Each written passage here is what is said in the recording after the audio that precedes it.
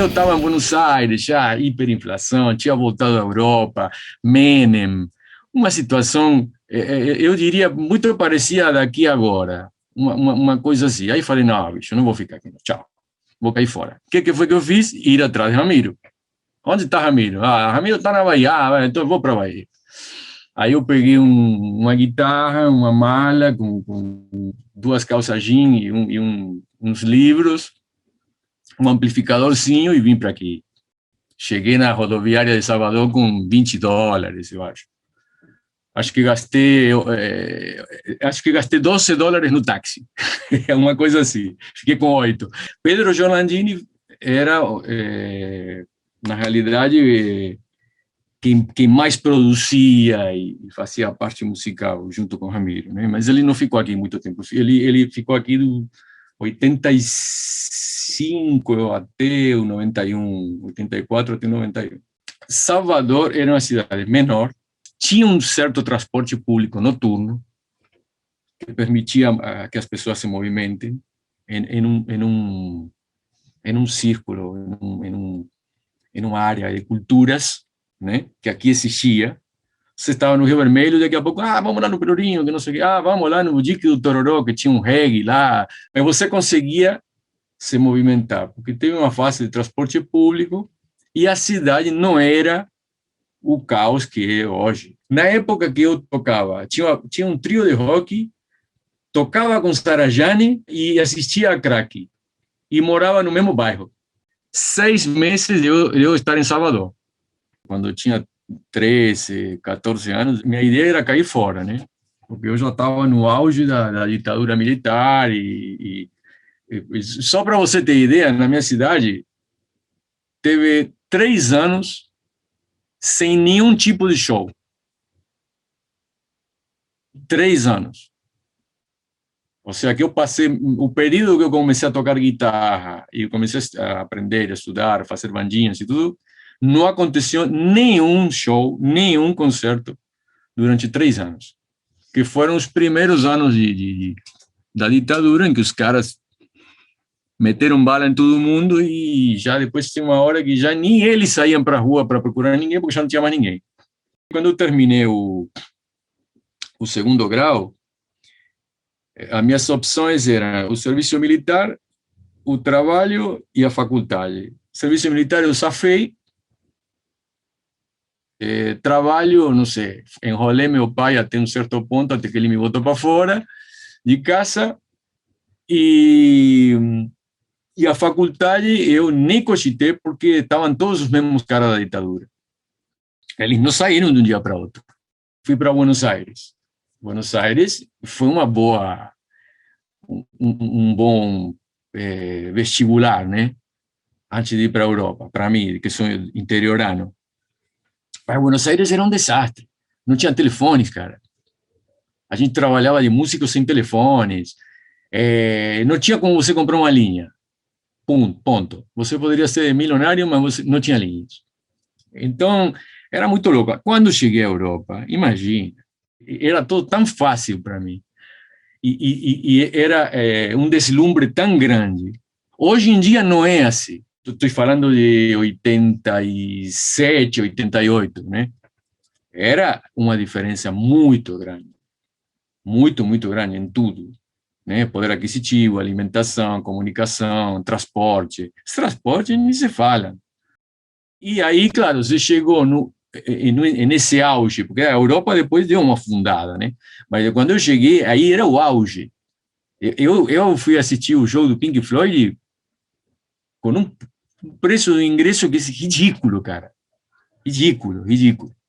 Ridículo. Hoje seria impensável, entendeu? E assistia tudo, assisti todos os guitarristas que eu queria assistir, todo, entendeu? Com o dinheiro que tinha no bolso.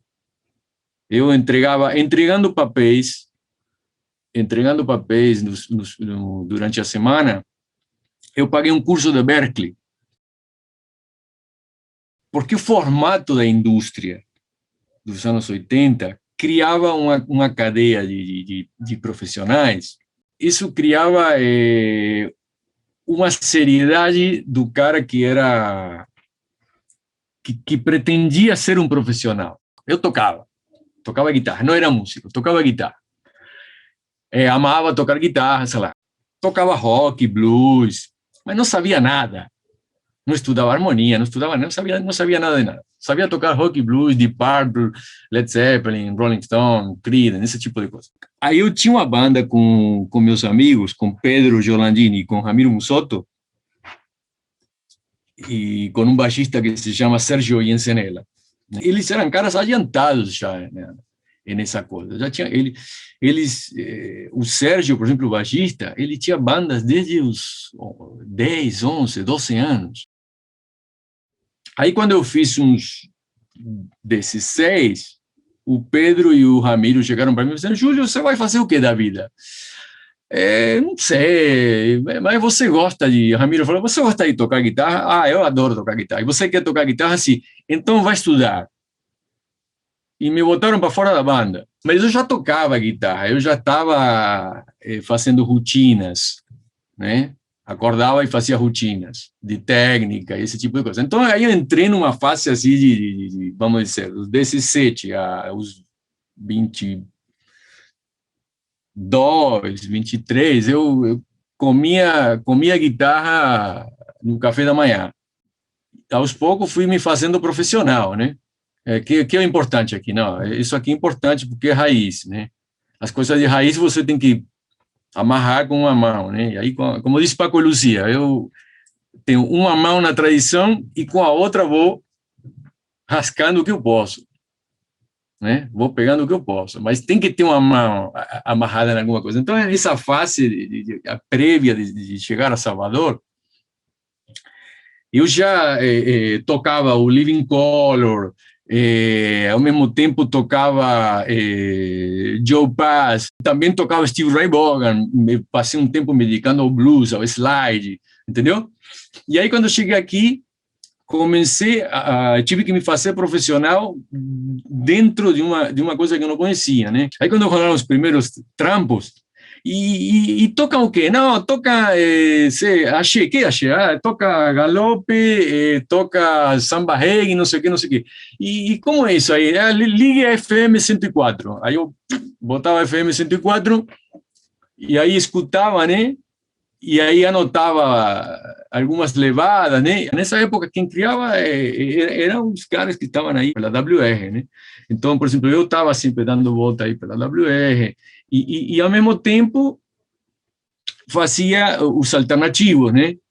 Isso que era legal, de você fazia um forró, aí de noite tocava crack ali no Rio Vermelho, ia na WR e rolava para gravar um jingle que era lambada de não sei o quê. Você entendeu? Aí foi que eu fui me fazendo profissional, né? Me fazendo músico mais obediente, vamos dizer, mas ao mesmo tempo nunca deixei de lado essa parte da criação e dos estilos que eu gosto de tocar, porque se você abandona, você perde, né? Você perde a pegada, você perde as manhas. O que eu trazia na cabeça era uma bagagem imensa de coisas que não estavam tão em voga também naquele circuito do axé, da WR, das gravações, entendeu? Eu trouxe alguma coisa nova, alguma coisa que eu fazia bem. Na época, os guitarristas que gravavam rock aqui em Salvador eram 2 só, entendeu? Depois vim eu, depois chegaram outras pessoas que ainda estão trabalhando, que ainda estão no mercado. Então eu trazia uma bagagem de coisas que essa bagagem me abriu outras portas, entendeu? Estava no auge do axé, no auge do trio elétrico, toneladas de equipamento. Você ia num galpão de não sei quem, passe lá que eu te dou 4 caixas, vem cá que tem um amplificador de guitarra aqui que está parado, leve aí. O mainstream alimentava o underground. Influencia tudo, porque já não é mais aquela coisa de, vamos lá, que tem um palco, tem luz e tem liberdade. Entendeu? Hoje em dia, você chegar até lá já é um problema. Entendeu? Sair de casa e chegar até esse lugar, sem contar que nós tínhamos, claro, 30 anos menos, né? Então, isso ajuda, né? Olha, eu, comparado com Ramiro, sou o cara mais relapso e mais vagabundo do mundo. Só para você ter ideia de quem era Ramiro Musotto. Pedro Giornandini foi o cara que fez os discos de Margarete, de Jerônimo, esses discos que são considerados os primeiros discos de afropop daqui da Bahia, é Pedro Giornandini. E outro cara que eu vou citar aqui, que me influenciou muito, muito, muito para bem, foi Alejandro, né? Alejandro Fuentealba. Quando eu cheguei em Salvador, ele era dono da banda Gente Brasileira, imagina. Eram donos de trio. Então, foi uns caras que me ensinou um pouco sobre a música baiana, né? Ele é formado em 2 escolas de música, ele toca trombone, ele toca os teclados, ele começou a tocar aqui porque não tinha teclados, né? Na época que ele chegou aqui, não tinha muitos tecladistas com teclado, ele pegou os teclados, começou a tocar guitarra, ele toca melhor que eu. Então, é um cara que ele foi meu diretor musical durante muito tempo, na época da Timbalada, na época do Ghetto Square.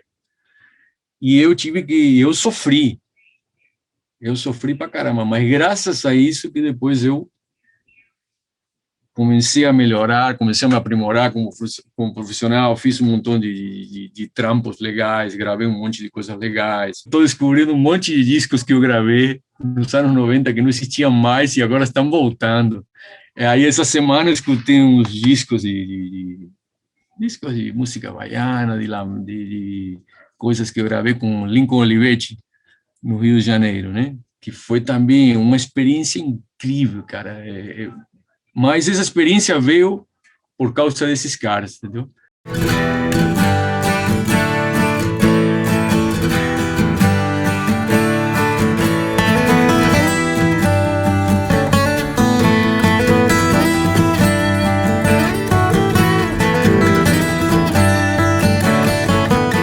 Na Espanha, eu ia para um estúdio de ensaio que eram, sei lá, eram 14 salas de ensaio, não me lembro quanto. Né? E era um bom espaço para você ir lá, tomar café, e circulavam músicos, você conhecia pessoas, era um espaço ideal, né, para você se enturmar, né? E eu comecei a me enturmar com os caras que estavam na sala de ensaio do lado da que eu ensaiava. E os caras tocavam uma onda, na época, imagina, estou falando metade dos 80, os caras tocavam The Cult, o Killing Joke, esse tipo de banda, né? E aí eu começava, ia lá, rolavam umas jams, assim, aí, pô, Júlio, fica aqui a tocar com a gente, velho. O guitarrista dele, um dos guitarristas deles saiu e os caras me chamaram para tocar. Aí eu, com minha mentalidade, falei, é legal. E aí, que dias vocês ensaiam? Eu perguntei, quais são os horários? Aí o cara olharam para mim e falaram, olha, Júlio, a gente chega aqui todos os dias, 10 horas da manhã. Eles alugavam a sala mensualmente e chegavam todos os dias, 10 horas da manhã, a trabalhar, bicho. Meio-dia parava, dava uma boquinha aí voltava para tocar, e estavam todo dia tocando, cara. Os malucos iam embora no final da tarde. Então, esse tipo de disciplina é que eu sempre tento manter, porque eu sou muito disperso, sou muito curioso, né? Eu quero estar ouvindo tudo, escutando tudo, tentando tocar tudo. Então, mas tem que ter esse era o tipo de disciplina que eu tentava impor, né? Duda, Thiago, os caras que eram mais rebeldes, eles eu era o ditador, né, deles. Imagina, eu, o ditador. Meu Deus. Acho que Ramiro veio para aqui em 83, 84. Ele já estava no Brasil. Pedrinho Rego, um guitarrista daqui, muito conhecido, encontrou Ramiro em São Paulo. Ramiro sabia do trio elétrico e da guitarra baiana, esse tipo de coisa. E aí perguntou para Pedrinho, e em Salvador ainda tem guitarras baianas? Tem! E estão na rua? Tem! Estão todo dia, tem centos de guitarras baianas na rua. E Ramiro acreditou e veio. Essa história de Ramiro que veio para aqui. Aí Ramiro, em uma dessas viagens de volta, nós já conhecíamos, claro, os grandes daqui, né? o Caetano, o Hermeto, o Gil, esse tipo de coisa. Aí Ramiro leva o disco do Dodô e Osmar, Armandinho, Dodô e Osmar. Eu pirei, o que é isso aqui? Que os caras tocam com uma guitarra pequena. Eu, na época, tocava Van Halen, estava enlouquecido com Van Halen, sei lá, um monte de coisa, guitarrista de metal, esse tipo de coisa. E aí começa essa coisa, né, de eles ir lá e levar coisas. Então, eu quando vim para Salvador, já sabia o que era um trio elétrico, o que era uma guitarra baiana, como afinava, entendeu? Aí começa toda essa coisa que você já chega no lugar sabendo de alguma coisa, né? E aí depois você volta. Aí eu volto anos depois, eu voltei para minha cidade, que eu tinha muitos anos que não voltava. Eu voltei tocando guitarra baiana, voltei com uma guitarra baiana, e já levei e vendi algumas. Alguns caras quiseram, eu levei e vendi, entendeu? E Ramiro voltou para lá e aí montou uma batucada, que era uma batucada que já existia. Bom, hoje tem várias batucadas. Na minha cidade tem caras que tocam samba reggae. Existe isso, acredite. Mas isso foi, claro, todo um processo de décadas, mas existe. E só para finalizar aqui, é engraçada, né? E tem uns caras aqui de Salvador, conheço vários caras, que eles querem conhecer Bahia Blanca. Quero conhecer Bahia Blanca. Bahia Blanca é o fim, o fim do mundo, mas eles querem. Porque eles acham curioso, né? Essa coisa, porra, Bahia Blanca, tem um Ramiro, conheço o Júlio, não sei quem que fez, entendeu? Naquela época, não era só Júlio que vinha de fora. Tinha vários outros caras que vinham de várias cidades. Aqui tinha músicos que vocês conhecem, que vinham do Ceará, tinha muitos músicos de Alagoas, como Fernando Nunes, por exemplo. Fernando Nunes hoje é um dos baixistas top do Brasil, que é de Alagoas, mas ele se fez aqui em Salvador, entendeu? Em toda essa fase. Então, não era só eu. As coisas não estavam prontas. Então, eu escutava o disco de Madonna e aí tinha uma levadinha de eu já sabia que funcionava em tal coisa. Ou escutava o disco do Prince, ou escutava o Michael Jackson, não sei o quê, ou vinha alguém que, entendeu? Daí, terminou derivando no que hoje pode ser o Retrofoguetes, o que hoje é o Baiana System, que Baiana System, obviamente, que não está no mesmo patamar, eles estão em outro patamar, mas eles vêm daí. Entendeu? Eles vêm daí, vêm de todo esse processo, né, dessa convivência, do mainstream com esse celeiro criativo, né? Timbalada tinha os caras que tocavam na crack e os percussionistas, entendeu? Tocaram não sei com quem, e era todo nós estávamos em vários lugares ao mesmo tempo, observando o que o outro fazia e aprendendo um do outro, né? Aí me lembro, por exemplo, que Juninho foi para minha casa para me passar o repertório da Timbalada e a gente fez umas cifras, algumas coisas, e ele me mostrava partes, ele me ensinou coisas e partes que eu até hoje pratico. Esse processo de crack, velho, se você, do disco do Mobrava, se você analisar, ele foi feito em 3 ou 4 estúdios, né? Porque teve os estúdios André, que foram 2, teve o estúdio Crisma, né? Aí você já tem 3, né? Depois a masterização, que foi feita em outro lugar, era tudo mas era sempre experimentando com o que tinha e tentando fazer o melhor possível sem medir nada, sem medir o tempo, sem medir, não era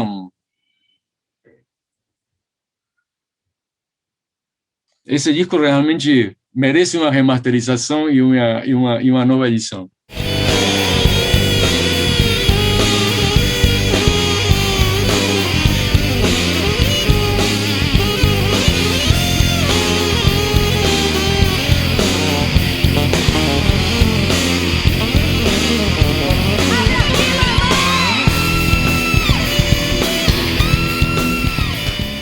Valeu, Valeu, Julio. Tchau. Valeu, saúde para todos.